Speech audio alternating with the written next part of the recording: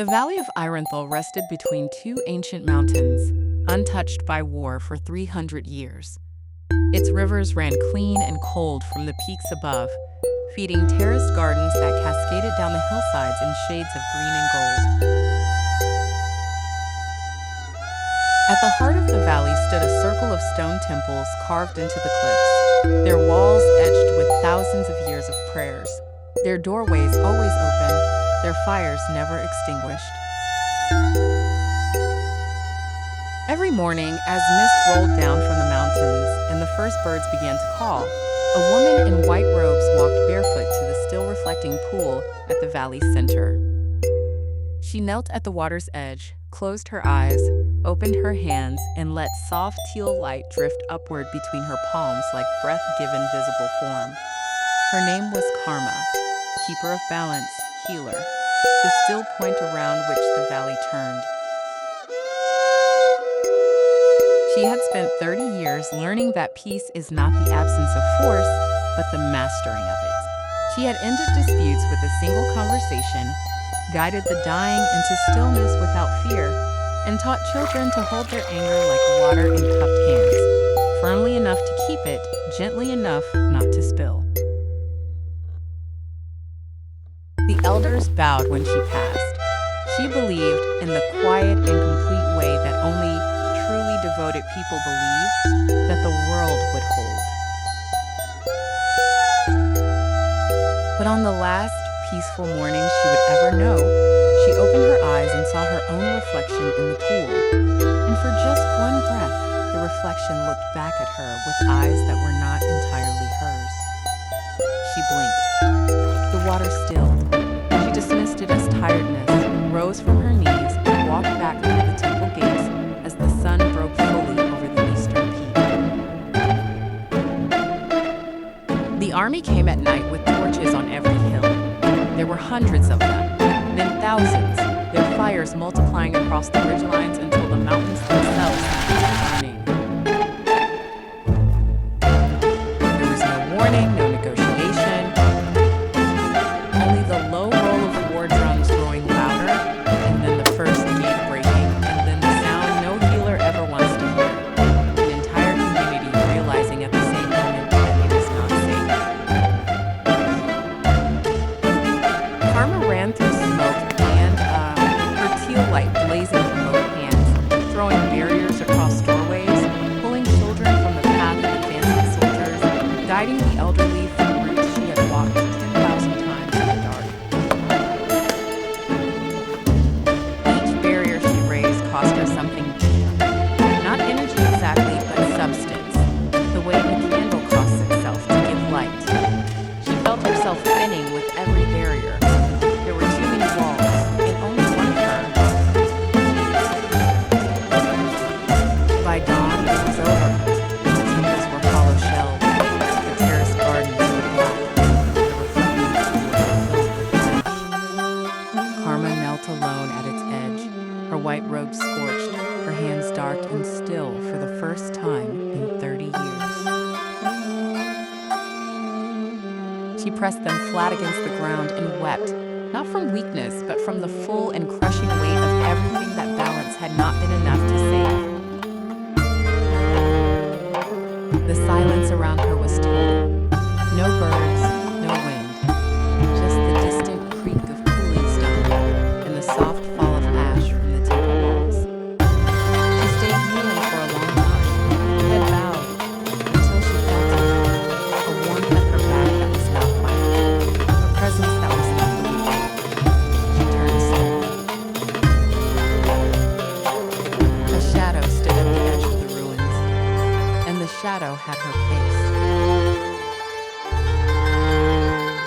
The woman who stepped forward wore armor of obsidian and ember, dark plates edged in a glow, the color of dying coals. Her posture was Karma's posture, the same straight spine, the same unhurried stillness, but where Karma's eyes were calm water, this woman's eyes were calm magma, patient, contained, and very, very hot. She crouched beside Karma and placed one hand on her shoulder. Where she touched, a small crimson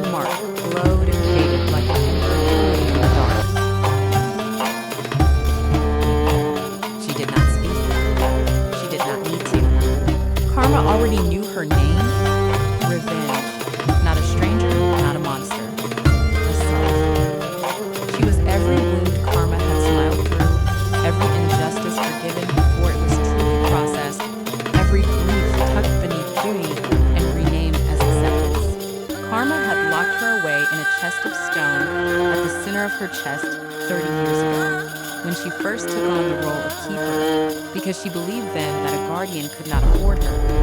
Now the chest was open, now revenge was here. And she was not what Karma had feared, she was just tired of waiting. They traveled together through the ruined landscape without speech. Side by side, they crossed gray fields and dry riverbeds, forests that smelled of old smoke, roads still littered with the abandoned shields of the army that had passed through like a season of destruction. Karma walked in silence with her hands open at her sides. Revenge walked one step behind, one step to the left, always watching, her ember glow casting a faint warmth across the cold ground. Wherever Karma placed her feet, small green shoots pushed through the ash. Not immediately, not magically, but slowly, the way real things grow.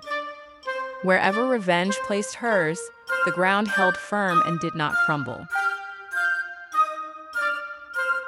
They did not discuss this, they simply walked, and the landscape behind them was quietly different from the landscape ahead. At a wide river crossing, Karma looked down into the water and saw her reflection. But her reflection had Revenge's eyes. This time, she did not blink. She looked and slowly nodded. At the crossroads between the mountains stood a figure known only as the Oracle. Ancient, silver-eyed, voiceless, with no allegiance to any side and no gift except the ability to show what was true. She held 2 small mirrors and offered them to Karma without ceremony or explanation. In the first mirror, Karma saw herself release everything she had ever held back. 30 years of grief and restraint unleashed at once. And she watched the army scatter and burn, and she watched herself become, future by future, the very thing she had always refused to be. In the second mirror, her gaze faded, walked away quietly, made no reckoning at all. That was never the army moved on to the next valley, one after that, because nothing had told her to stop. Karma stared at that second mirror for a long time. The silence it showed was more than fire. She raised both hands and shattered both mirrors at once. The oracle did not flinch. She tilted her head with the patience of someone who has shown these mirrors to many people and knows that the breaking is part of it. Karma met her silver eyes and spoke for the first time in days. Good. Her voice rough from disuse and Good. There is a third path, she said. You just didn't think I'd take it. The oracle stepped aside without expression. Karma and Revenge walked forward together into the rising mist. The fortress appeared at the cliff's edge as the clouds parted. Massive, dark, built from the stone of 100 dismantled villages. Its gates were sealed with 3 locks and 2 heavy chains. As Karma and Revenge approached through the pre-dawn silence, the locks opened on their own. The chains fell without sound. The gates swung inward slowly, and the darkness inside breathed out like something long held closed. The fortress recognized something unavoidable and let them in. Inside, thousands of soldiers stood frozen in place, torches still burning in their hands, swords still raised, mouths still open mid-shout, as if time had stopped the instant Karma crossed the threshold. She walked between them slowly, moving through the frozen crowd the way light moves through water, without force, without hurry. She looked into each face one by one, not with hatred, not with judgment, with the full, unhurried, unbearable weight of genuine witness, the kind that cannot be deflected or denied. She saw each of them completely. She saw the fear beneath the armor, the orders given by others, the moment each one had made their private choice, the long chain of smaller choices that had led to that one. She did not look away from any of it. Revenge walked beside her, her hand raised and crackling, 30 years of accumulated fire ready at her fingertips. At the center of the courtyard, she glanced at Karma and waited. Karma placed her hand gently over Revenge's raised fist and pressed it slowly downward, not restraining her, just choosing something different, and trusting that Revenge, after everything, could choose it too. Karma stepped forward alone into the center of the courtyard. She reached inward, not physically, but in the way all true things happen, in the space beneath the visible, and found the teal light that had lived in her chest since the day she was born, the light she had nearly spent entirely on barriers that shattered. She took hold of it with both hands and released it completely, all at once, without reservation. It poured from her palms, rose from her shoulders, flooded the courtyard from the ground upward like water filling an ancient vessel.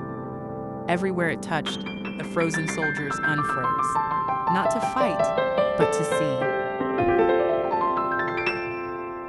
Their armor cracked, not from a blow, not from force, but from the weight of being fully known, the weight of having every choice made visible without the comfort of forgetting. Some of them wept.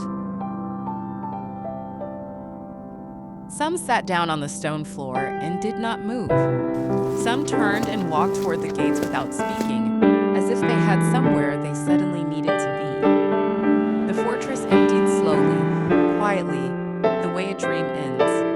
Not with a crash, but with a gradual returning to what is real.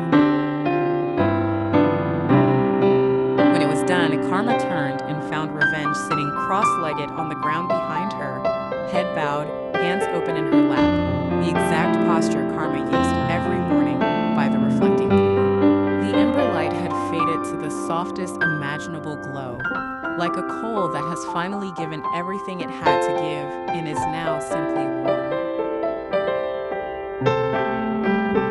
Karma sat beside her. Neither spoke for a while. The sky above the open courtyard was beginning to pale at the edges. "Did I do what I came to do?" Revenge asked at last, her voice quieter than Karma had ever heard it. "Yes," Karma said. "And more than that?" Revenge looked at her own hands, watching the last of the ember light fade from her fingertips. "Then I can rest," she said. And she smiled, a real smile, unheld and unguarded, the first one Karma had ever seen from her. Then she dissolved, slowly and without pain, into thousands of small crimson sparks that drifted upward through the open sky and turned gold as they rose, until they were indistinguishable from the first stars of morning. Karma watched every one of them go. She did not look away until the last spark had faded. Then she rose, turned her back to the empty fortress, and walked home.